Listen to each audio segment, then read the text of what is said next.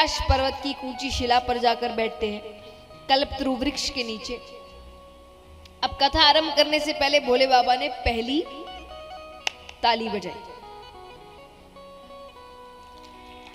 एक ताली।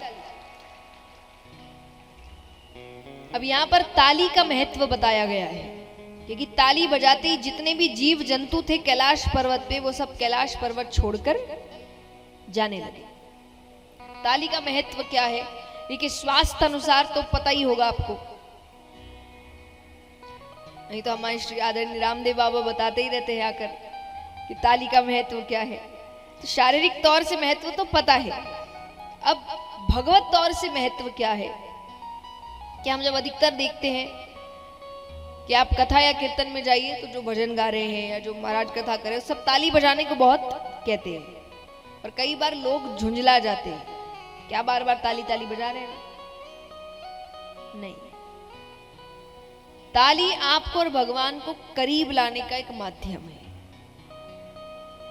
ताली से कुछ सांसारिक चीजें हमसे दूर होती है, जैसे उदाहरण स्वरूप फायदे बता रही हूं।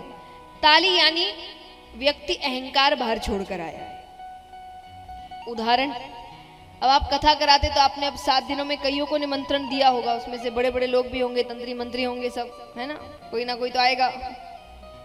बुलाते ही लोग 7 दिन में अपने अपने जगह के जो बड़ी बड़ी पदवी पे बैठने वाले लोग हैं उनको बुलाते हैं, आते हैं लोग। अब उनमें से कई होंगे, उनको आप देखेंगे ना, वो जब कथा सुनते हैं ना तो एकदम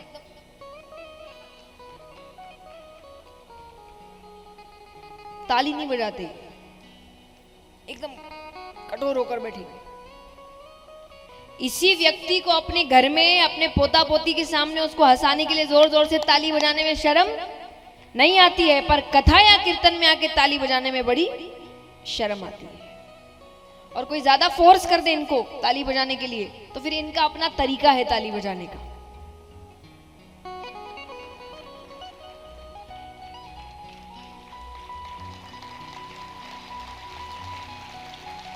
इससे ज्यादा तो ना बजाओ। पर इसका अर्थ क्या है, यानी व्यक्ति यहां भी ये सोच रहा है मैं कौन हूं। तो ताली यानी आप अपना अहंकार दरवाजे के बाहर छोड़कर आते हैं कि यहां तो मैं कुछ नहीं, तो आपके अहंकार को खत्म करती है। दूसरा, आलस्य। अब देखिए कथा में ना कोई एक कथा नहीं चलती, कितनी कथाएं आती है, एक तो उसका कंफ्यूजन, और फिर कितनी देर तक बातें बातें बातें, ज्ञान की बातें, तो थोड़ा एक दो झपकी लग जाती है। इतनी देर तक व्यक्ति सिर्फ सुन ही रहा है चुपचाप बैठकर, तो इसलिए कोशिश किया जाता है कि जब भजन आए बीच में तो आप अच्छे से ताली बजाए, तो आपके शरीर के अंदर वो एक ऊर्जा पैदा करे, तो काफी देर तक आपको थोड़ा सा आलस्य से दूर रखे, तो आलस्य दूर करती है। तीसरा, कई बार आपके आसपास ऐसे जीव जंतु बैठ जाते हैं जो खुद तो कथा सुनते नहीं, किसी और को भी सुनने नहीं देते। हर थोड़ी देर में सॉफ्ट पानी में, कहां से आए हैं, किस गांव से, परिवार में इनकी अपनी कथा चल रही है। हर जगह होंगे, कुछ ना कुछ होंगे, उनको हर थोड़ी देर में कुछ ना कुछ बात करनी है। लेकिन अब ऐसे का कथा में भी आएंगे, ये कथा से मतलब नहीं, आएंगे 7 दिन। एक बार 2 दोस्त थे, उनके गांव में कथा होने वाली थी, दोनों बड़े उत्साहित हुए।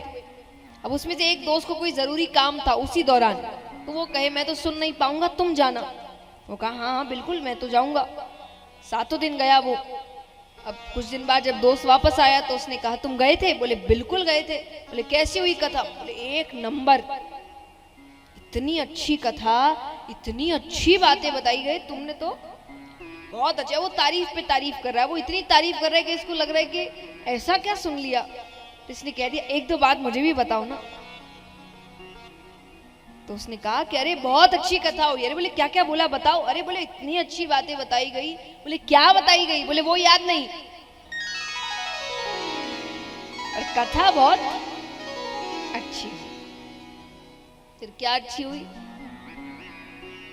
ये जो कथा में जाने के बाद भी इनकी अपनी कथा चल रही है, इसलिए इनको कुछ भी याद नहीं रहता। अब ये कब होगा? जब आप शांत बैठे, आप भी इधर उधर देख रहे हैं। एक तो हमारी आदत है, और ये आदत कथा में ही है, कोई आया नहीं कि जब तक बैठे नहीं उसको ही देखो। यही अभी सबके हाथ में एक एक नोटों की गड्डी पकड़ा दो कि जो जितनी जल्दी गिनेगा ये गड्डी उसकी। फिर तो सामने से बड़ा व्यक्ति चला जाए, मजाल है इसकी आंख ऊपर हो जाए, तब तो पूरा ध्यान गाली है। लेकिन कथा में है इधर, तो आपको परेशान तभी करेंगे लोग जब आप ऐसी हरकतें करेंगे। अब आप भक्ति में लीन हैं, आप भगवान की कथा में लीन हैं, ताली वो आपको छेड़ते नहीं है, फिर अपने जैसा कोई और ढूंढते। तो इसीलिए भोले बाबा ने पहली ताली बजाई। तो ताली का अध्यात्म में बहुत बड़ा महत्व है।